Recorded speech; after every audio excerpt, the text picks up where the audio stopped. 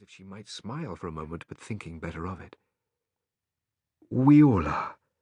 Your father and I, Gretel and you, all four of us." Bruno thought about this and frowned.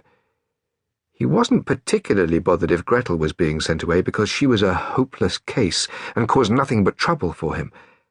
But it seemed a little unfair that they all had to go with her. "But where?" he asked. "Where are we going exactly? Why can't we stay here?" "Your father's job," explained Mother. "You know how important it is, don't you?" "Yes, of course," said Bruno, nodding his head, because there were always so many visitors to the house, men in fantastic uniforms, women with typewriters that he had to keep his mucky hands off, and they were always very polite to Father and told each other that he was a man to watch and that the Fury had big things in mind for him. "Well, sometimes when someone is very important," continued Mother, "the man who employs him asks him to go somewhere else because there's a very special job that needs doing there." "What kind of job?"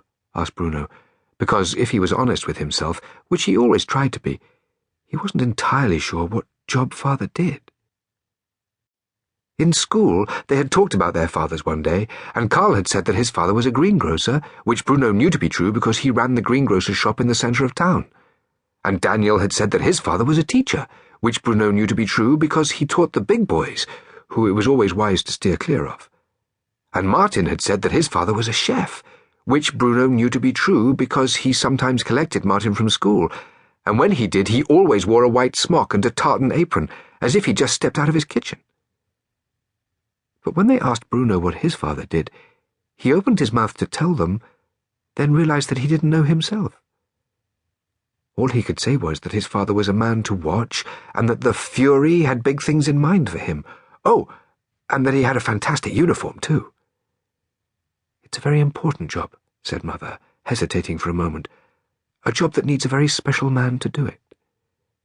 You can understand that, can't you?" "And we all have to go too?" asked Bruno. "Of course we do," said Mother. "You wouldn't want Father to go to his new job on his own and be lonely there, would you?" "I suppose not," said Bruno. "Father would miss us all terribly if we weren't with him," she added. "Who would he miss the most?" asked Bruno. "Me or Gretel?" "He would miss you both equally," said Mother, for she was a great believer in not playing favourites, which Bruno respected, especially since he knew that he was her favourite really. "But what about our house?" asked Bruno. "Who's going to take care of it while we're gone?" Mother sighed and looked around the room, as if she might never see it again.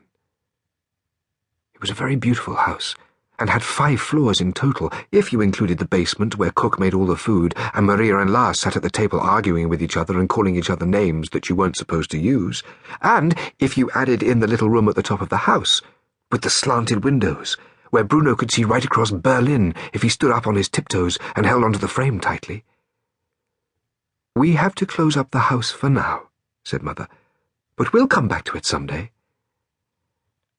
"And what about Cook?" asked Bruno. "And Lars and Maria? Are they not going to live in it?" "They're coming with us," explained Mother, "but that's enough questions for now. Maybe you should go upstairs and help Maria with your packing." Bruno stood up from the seat, but didn't go anywhere. There were just a few more questions he needed to put to her before he could allow the matter to be settled. "And how far away is it?" he asked. "The new job, I mean. Is it further than a mile away?" "Oh, my," said Mother with a laugh, although it was a strange kind of laugh because she didn't look happy, and turned away from Bruno as if she didn't want him to see her face. "Yes, Bruno," she said. "It's more than a mile away. Quite a lot more than that, in fact." Bruno's eyes opened wide, and his mouth made the shape of an O. He felt his arms stretching out at his sides like they did whenever something surprised him. "You don't mean we're leaving Berlin?" he asked, gasping for air as he got the words out. "I'm afraid so," said Mother, nodding her head sadly. "Your father's job is—" "But what about school?" said Bruno, interrupting her, a thing he knew he was not supposed to do, but which he felt he would be forgiven for on this occasion. "And what about Carl and Daniel and Martin? How will they know where I am when we want to do things together?" "You'll have to say goodbye to your friends for the time being," said Mother. "Although I'm